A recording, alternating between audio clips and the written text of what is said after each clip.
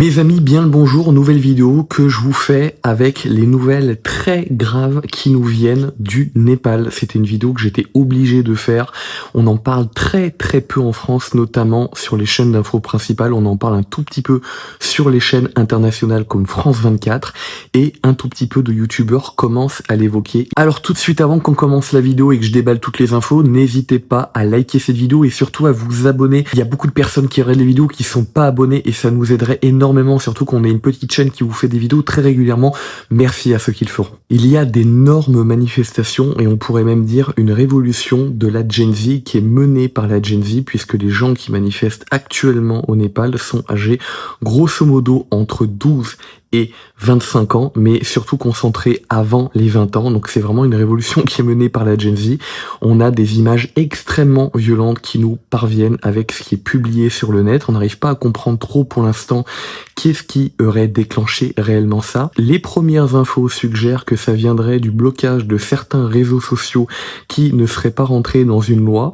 Les jeunes auraient considéré avec une partie de la population que ça aurait été justifié en réalité par une loi qui était trop liberticide et par des politiciens qui seraient extrêmement corrompus. En tout cas, c'est ce que dit le peuple là-bas. Je ne fais que relayer ce qui est dit sur Internet, ce qu'on entend de la part de la population, parce que nous, on est mal placés en Europe pour pouvoir relayer, en tout cas, les journalistes qui ne sont pas là-bas sur place pour savoir ce qui est difficile de savoir ce qui se passe réellement. Donc je ne fais que relayer. Et puis, on a le Parlement ces dernières heures qui a été entièrement incendié, et je le disais dans le titre de la vidéo, la majorité des politiciens, en tout cas les politiciens les plus hauts dans l'échelle du pays, qui ont été tués par les manifestants. C'est sans précédent.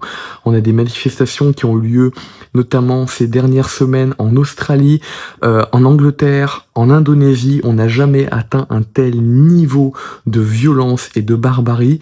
On a eu énormément donc de politiciens, plus de la moitié apparemment, qui ont été tués. On a un politicien de très grande envergure qui a été jeté dans un cours d'eau, notamment, avec très peu de vêtements, si ce n'est quasiment plus de vêtements.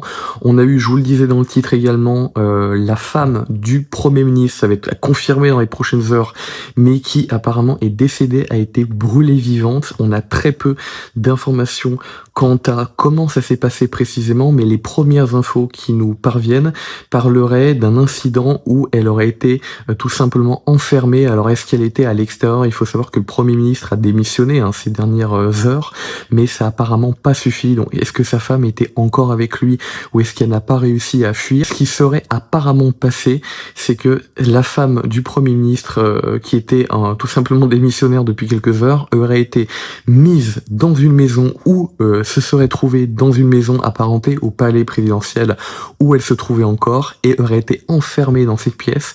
Puis l'endroit en question aurait été brûlé par les manifestants, elle aurait été sortie. Je vous conseille pas pour les plus jeunes d'aller voir ces images. On a quelques images qui sortent où on la voit effectivement décédée. Voilà. Après, dans quelles conditions précisément ça arrivait, c'est ce que je vous décris apparemment. Elle aurait été enfermée dans une pièce qui aurait été ensuite incendiée. Est-ce qu'elle n'a pas réussi à fuir? Eh bien ça, on le saura dans les prochaines heures, très certainement. Ce qui a déclenché ces énormes manifestations et cette flambée de violence notamment, et j'en profite pour vous le dire, c'est que lors des premières manifestations, on aurait eu la police qui aurait demandé aux manifestants de lever la main notamment, et qu'ils seraient mis à tirer à balles réelles. Alors on aurait parlé dans les médias pour les correspondants sur place de balles en caoutchouc, mais surtout de balles réelles. On aurait énormément de manifestants, certains très jeunes, en dessous de 20 ans, qui seraient afflués dans les hôpitaux, qui afflueraient en ce moment même dans les hôpitaux, avec des blessures pour certains par balle à la tête, et qui seraient encore vivants. N'hésitez pas à partager cette vidéo et à vous abonner, on vous tiendra au courant des prochaines avancées dans les prochaines heures. Est-ce que le gouvernement est complètement mort et est-ce que le pays va tomber totalement au niveau politique et va switcher vers un nouveau régime? On aura les réponses dans les prochaines heures et dans les prochains jours.